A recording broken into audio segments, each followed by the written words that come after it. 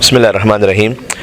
سب سے پہلے عید ظہرہ سلام اللہ علیہ کی مبارکباد تمام مومنین و مومنات کی خدمت میں پیش کرتے اس امید کے ساتھ کہ اللہ سبحانہ و تعالیٰ میں زمانہ دیکھنا نصیب فرمائے کہ امام زمانہ علیہ الصلوۃ والسلام کی خدمت اقدس میں ہم پہنچ سکیں اور یہ گناہگار آنکھیں مولا کے دیدار سے منور ہو سکیں۔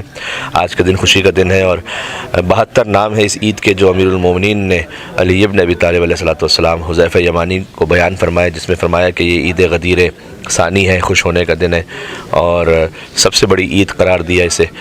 لہٰذا مومنین کو چاہیے کہ اچھا لباس پہنیں، ایک دوسرے کی خدمت میں تحفہ پیش کریں، اطعام کا اہتمام کریں، یعنی نیاز کا اہتمام، کھانا کھلانے کا اہتمام۔ آج کے دن کا ایک نام ہے یوم نزع السواد، یعنی سیاہ لباس اتار دینے کا دن۔ اسی خاطر ہے کہ ہم 8 ربیع الاول تک ایام اعضاء کو مناتے ہیں اور 9 ربیع الاول امام علیہ السلام نے فرمایا کہ سیاہ لباس اتار دو، تو حکم امام ہی سے سیاہ لباس بدل دیا جاتا ہے۔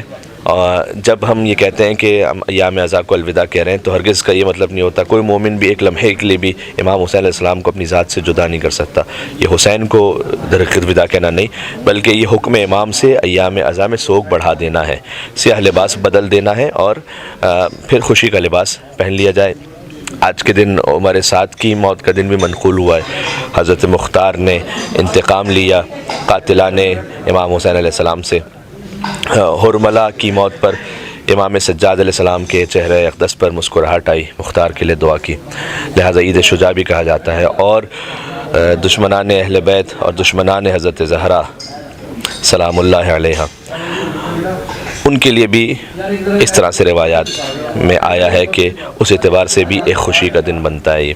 لہٰذا تمام مومنین کو چاہیے کہ اس کو بھرپور طریقے سے منائیں۔ عید غدیر عید ولایت ہے، عید زہرہ عید براعت ہے، دشمنان اہل بیت سے براعت کے اظہار کا دن ہے۔ اور جو لعنت کا تصور ہے وہ قرآن سے ہمیں ملتا ہے، تقریباً 40 مقامات ہیں جہاں اللہ نے دشمنان دین اور دشمنان خدا پر لعنت بھیجی ہے۔ اور سب سے بڑھ کر جو لعنت کے مستحقین ہیں وہ ہیں کہ جو اہل بیت اطہار علیہ السلام کے دشمن تھے۔ امام صادق علیہ السلام نے فرمایا کہ من شک فی کفر اعدائنا فہو کافر، جو ہمارے دشمنوں کے کفر میں شک کرے وہ کافر ہے۔ لہٰذا زیارت جامع کبیرہ میں بھی ملتا ہے کہ من اتبعکم فالجنۃ مأواہ ومن خالفکم فالنار مثواہ، جو اہل بیت کا اتباع کرے وہ جنت اس کا مقدر ہے، جو ان کی مخالفت کرے جہنم کا اس کا ٹھکانہ ہے۔ ومن جحدکم کافر ومن حاربکم مشرک، جو آپ کا انکار کرے وہ کافر ہے، جو آپ سے جنگ لڑنے آ جائے وہ مشرک ہے۔ تو اہل بیت اطہار علیہ السلام کی خوشی کا دن، تو کئی مناسبتیں آج کے دن جمع ہو جاتی ہیں۔ ایک یہ کہ امام زمانہ علیہ السلام کی امامت کا باقاعدہ آغاز ہے، اس کے لیے بھی بعض مومنین خوشی کا یوں اظہار کرتے ہیں، جبکہ اصل مناسبت جو میں نے عرض کیا وہ وہی ہے کہ عمر سعد کی موت کا دن اور کچھ دشمنان حضرت زہرا سلام اللہ علیہ کے حوالے سے ان کے فی النار ہونے کا دن۔ تو اس فقیر نے 4 مصرعے کہے تھے جس میں ساری مناسبتیں عید زہرا کی جمع ہو جاتی ہیں۔ ہے جبیں عیسیٰ کی خم مہدی کی عظمت کے لیے، امام زمانہ علیہ السلام جب تشریف لائیں گے تو حضرت عیسیٰ ان کے پیچھے نماز پڑھیں گے، تو جب ان کے پیچھے نماز پڑھ رہے ہوں گے تو امام آگے ہوتے ہیں، ماموم پیچھے ہوتے ہیں، تو حضرت عیسیٰ کا سر وہاں ہوگا جہاں حضرت مہدی کے قدم ہوں گے۔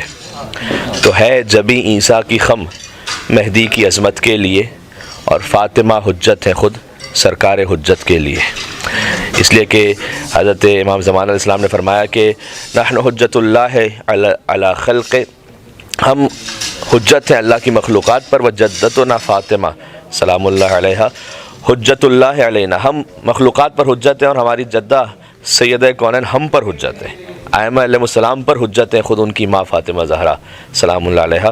تو ہم نے اسے اس طرح سے بیان کیا تھا کہ ہے جبیں عیسیٰ کی خم مہدی کی عظمت کے لیے، اور فاطمہ حجت ہیں خود سرکار حجت کے لیے، بزم ختمی مرتبت میں ہر طرح کے لوگ تھے، کچھ تھے عزت کے لیے تو کچھ تھے لعنت کے لیے۔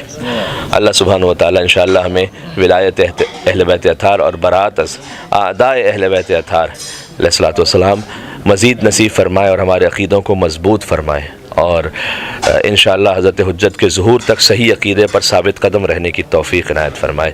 ربنا تقبل منا انک انت السمیع العلیم، بجائے محمد و آلہ الطیبین الطاہرین۔ بہت شکریہ آپ کا، پھر سے ایک مرتبہ عید مبارک۔